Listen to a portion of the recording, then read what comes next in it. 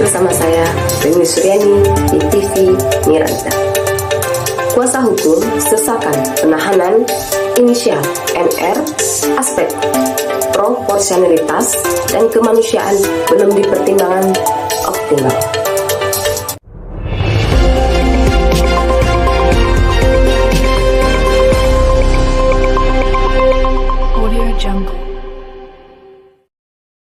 Pekanbaru 30 Juli 2026. Tim kuasa hukum Novarianti menyayangkan keputusan penyidik Direktorat Reserse Kriminal Umum Polda Riau yang melakukan penahanan terhadap kliennya usai menjalani pemeriksaan sebagai tersangka selama kurang lebih 4 jam. Rusdi Bromi sebagai kuasa hukum mengatakan, punya anak kecil dipanggil sama penyidik datang ya kan dari jauh-jauh loh, dari Inhil. Dan klien kami juga punya tempat tinggal yang jelas, yang kooperatif, dipanggil datang. Tapi hari ini klien kami ditetapkan juga sebagai, jadi ditahan juga gitu. Ya kita menghormatilah proses hukum, menghormatilah kewenangan penyidik gitu kan. Tetapi juga dalam penegakan hukum itu juga serta-merta harus memperhatikan, harus berdasarkan undang-undang aja, juga harus melihat sisi-sisi yang lain gitu, sisi kemanusiaan, proporsionalitas, ya kan, objektivitas. Ini mana ini subjektifnya itu nggak ada ketemu gitu menurut saya ya, karena ibu ini dia tidak pernah mangkir dari pemanggilan, tidak ada niat untuk diri, tidak ada niat untuk menghilangkan barang bukti, ya kan. Tapi kenapa kita udah bermohon tadi, udah kita sampaikan langsung tadi ke penyidik. Apakah Bu Nova memakan uang dari investor atau menerima uang dari investor tersebut? Kalau masalah uang memakan itu kan suaminya. Nah, itu hanya hubungan suami istri gitu.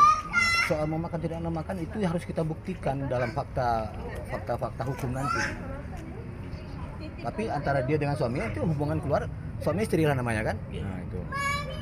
Apa akan dilakukan pra peradilan atau langkah kedepannya seperti apa? Yang pasti kita akan mempelajari proses-proses hukumnya, ya kan. Kita akan pelajari dan kita akan mengupayakan seluruh upaya hukum yang sesuai peraturan perundangan. Penahanan ini menurut Bapak apakah berlebihan? Ya jadi begini, itu soal penahanan kan seperti yang saya bilang tadi, kita menghargailah kewenangan penyidik, ya kan, dalam proses hukum. Cuma kan harus dipertimbangkan juga proporsionalnya, ya kan, subjektivitasnya, dan juga harus lihat dari sisi kemanusiaan gitu. Ini klien saya punya anak kecil, dia punya juga 5 orang anak di rumah gitu, dan klien saya kooperatif, dipanggil datang, rumahnya jelas, tidak pernah menghambat proses hukum, datang ke sini jauh-jauh, bahwa anak-anak itu kan kecil, belum bisa pisah dari orang tuanya, masih menyusu gitu. Nah kita berharap dalam menegakkan hukum itu juga harus dilihat dari sisi kemanusiaannya gitu, harus proporsional juga gitu ya. Ada yang mungkin mau Bapak sampaikan? Ya kita beginilah, kita berharap keadilannya, proses hukum itu harus adil, ya kan, harus ada melihat juga sisi-sisi kemanusiaannya gitu. Kecuali ya klien kami suka mangkir, ya kan, menghilangkan barang bukti, ada niat melarikan diri, tempat tinggalnya tidak jelas. Ini semuanya ada jelas gitu. Dan dipanggil jauh-jauh dari sini, bahwa anak biarlah, ketimbang harus nanti mangkir dari pemanggilan penyidik, biarlah dibawa juga anak ke sini. Begitulah kooperatifnya. Cuma kita menghargai semua proses hukum dan kewenangan penyidik. Namun kita tetap sayangkan, ya kan, klien kami ditahan karena dari sisi tidak mempertimbangkan dari sisi kemanusiaan, menurut saya begitu. Jadi anak yang kecil berapa umurnya? 7 bulan. 7 bulan Ya. ya. Apa tidak ada keringanan Pak? Soal keringanan itu kan belum ada. Ya masalahnya dia punya anak kecil Pak. Nah itu dia, makanya saya bilang kita hargai proses kewenangan penyidik, cuma Bu ya harus pertimbangkanlah sisi-sisi lain. Nah gitu. Jangan hanya terpaku pada undang-undang aja gitu. Dari sisi kemanusiaan juga kan harus ada juga proporsionalitasnya, kemanfaatannya bagaimana. Karena bagi saya kan keadilan itu tidak harus tok kepastian hukum, tapi harus mempertimbangkan sisi-sisi lainnya, terlebih sisi kemanusiaan tadi, terlebih dia punya anak kecil, bayi yang sedang membutuhkan dia gitu.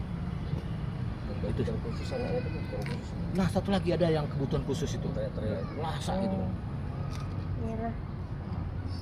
Tidak bisa diajukan kompensasi Pak, penahanan di rumah Pak gitu. Penangguhan. Nah tadi kita langsung lakukan untuk permohonan penangguhan.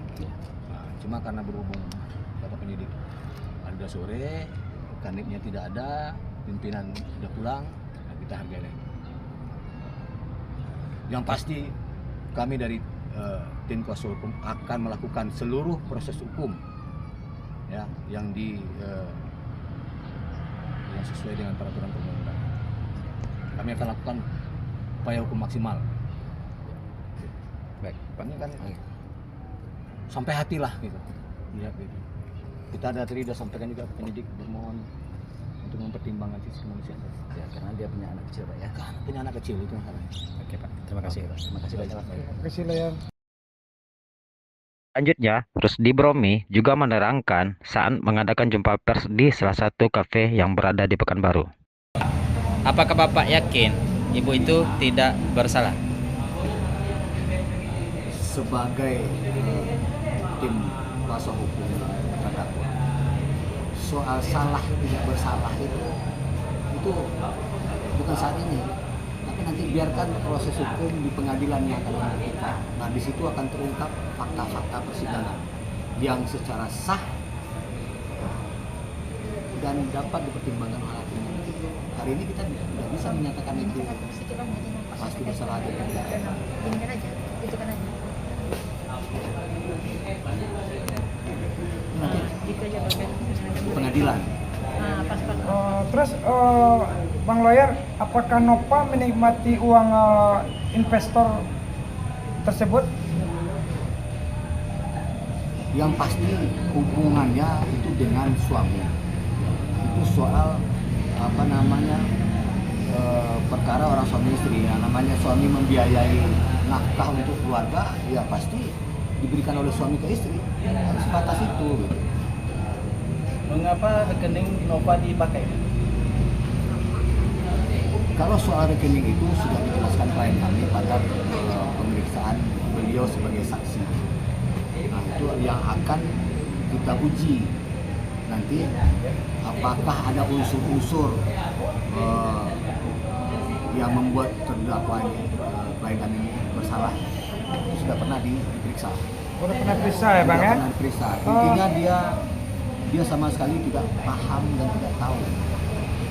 Itu semuanya kan dikendalikan oleh sebuah suaminya. Apakah tidak tahu atau nak mau tahu gitu Bang? Dia sebagai seorang istri itu dia hanya fokus mengurus anak. Anaknya kan ada 5 orang itu, tambah lagi yang kecil itu udah umur 7 bulan, Ya. masih bayi, masih menyusui. Tambah lagi yang nomor berapa itu nomor 3 itu apa agak-agak rasa agak aktif gitu. Sibuk menyusui itu nggak tahu dia masalah yang lain.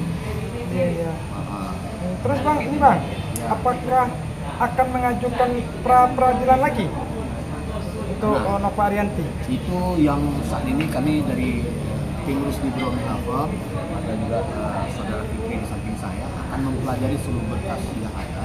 Yang pasti kami akan gunakan seluruh pintu hukum, seluruh langkah hukum akan kami tempuh sesuai dengan peraturan perundang-undangan. Menurut Bapak, apakah penahanan ini berlebihan Pak? Jadi penahanan begini, sejauh ya berdasarkan pasal 21 KUHP, sejauh seseorang itu tidak akan mengulangi perbuatan, tidak akan melarikan diri, tidak akan merusak barang bukti, itu harusnya jadi pertimbangan penyidik untuk melakukan penahanan. Nah, di dalam penegakan hukum, memang ya hukum itu penegakan hukum harus berdasarkan undang-undang, berdasarkan undang-undang. Tapi juga dilihat dari sisi proporsionalitas, ya, dari sisi kemanusiaan, dari sisi objektivitas, dari sisi subjektif. Nah, hari ini saya melihat sendiri ketika saya mendampingi klien, dia punya anak, ya kan tidak bisa terpisah dari dia, anak kecil, terus anak satu lagi yang besar dan dia kooperatif gitu. Dipanggil dia datang, ya kan. Terus rumah tempat tinggalnya jelas. Dia kooperatif, dia tidak pernah untuk menghilangkan, menghambat proses hukum, tidak ada. Ya kan? Tidak pernah berniat untuk menghilangkan barang bukti. Apalagi dia jauh-jauh datang ke sini 9 jam perjalanan. Dipanggil dia datang gitu. Dia lagi dalam keadaan tidak enak badan, datang dia gitu. Jadi itulah kami sangat menyayangkan. Harus itu jadi pertimbangan juga bagi penyidik untuk melakukan penahanan. Nah gini bang, tadi bilangnya datang. Kira-kira beliau ini tinggalnya di mana itu bang ya? Nova Arianti. Indragiri Hilir. Oh, kabupaten ya bang ya? Jauh kan, berapa jam tuh? Iya, siap bang. Sekitar 9 jam lah. Ya, Iya, 8 jam. Apa harapan Bapak terhadap penegak hukum saat ini? Gimana? Harapannya untuk terhadap penegak hukum saat ini? Ya harapan kita ini ya, menghargai. Jadi maksudnya itu terhadap kawan-kawan ini ya. Kita menghargai kewenangan kawan-kawan penegak hukum aparat. Cuma itu dalam menegakkan hukum juga harus mempertimbangkan sisi-sisi kemanusiaan. Lihatlah, ini kan dia tidak ada tidak ada tanda-tanda kriminalitas seperti yang saya sampaikan. Dia punya bayi, kasihan saya apa ya? Lama dikit Pak. Ini menurut apa? Itu apa tidak bisa ditahan luar gitu Pak? Penangguhan. Nah, jadi itu tadi ketika penyidik menyampaikan bahwasanya apa yang kita akan 20 hari ke depan itu ditahan, kita tadi udah ajukan langsung penangguhan permohonan. Karena saya melihat dari sisi kemanusiaan itu tadi dan berdasarkan keterangan yang saya dengar dari yang penyidikan tadi, dia memang sama sekali tidak tahu gitu. Cuma memang ada rekeningnya dipakai ya, pakai suaminya. Dia nggak paham. Oke. Mungkin Pak Fikri sedikit dulu. Terima kasih teman-teman media semua. Mungkin tadi terkait masalah klaim kita tadi ditahan dan mungkin kita tadi kooperatif. Bahwasanya kita ikut mekanisme proses hukum yang sedang berjalan. Bahwasanya memang sekarang proses hukum lagi berjalan. Untuk kita siapkan langkah hukum yang akan kita teruskan lagi. Nah terkait masalah penegakan hukum dan segala macam, dan kami mengimbau kepada Bapak Kapolda, mudah-mudahan ini dia bisa melihat ke bawah bahwa ada warganya yang sekarang mencari keadilan. Iya. Semoga ini sebagai atensi juga kan dari pimpinan-pimpinan di atas, dan itu harapan kami sebagai pasal dari pelajar. Masih ada tambahan mau disampaikan? Sedikit tambahan mau disampaikan Pak? Sedikit tambahan. Ya, kita berharap baik kita segera mendapatkan keadilan karena posisinya dia tidak mendapatkan, dia hanya sebagai seorang istri yang hanya mengurus anak-anak, dan kita juga berharap kepada Bapak Kapolri, Bapak Kapolda, Komisi 3 DPR RI untuk memperhatikan masalah ini, karena ini ada seorang warga bangsa, anak bangsa yang merasa sangat, ya kita lihat bersama, miris gitu kan, dalam kondisi dia sebagai seorang ibu punya anak bayi harus mendekam tahanan. Kita berharap tegakkanlah hukum seadil-adilnya juga, tapi perhatikan objektivitas, ya, hak asasi manusia, fakta-fakta yang ada, kondisi klien kami yang ada, sisi kemanusiaan. Itu harapan kami. Semoga kawan-kawan media juga ikut terus memantau perkembangan kasus ini guna setiap warga negara mendapatkan proses penegakan hukum yang adil dan berkemanusiaan, serta dalam penegakan hukum itu tidak hanya mengedepankan undang-undang tapi juga hati nurani. Demikian. Assalamualaikum warahmatullahi wabarakatuh. Selain itu, NR juga mengatakan dalam tangisannya sebelum menuju Polda Riau. Saya ini hanya memiliki 5 orang anak, dan setelah suami saya ditahan itu saya menjadi kepala keluarga sekaligus ibu bagi anak saya yang ini masih bayi 7 bulan. Ia masih membutuhkan saya. Saya tidak tahu soal bisnis suami saya, yang saya kerjakan hanya mengurus anak saya.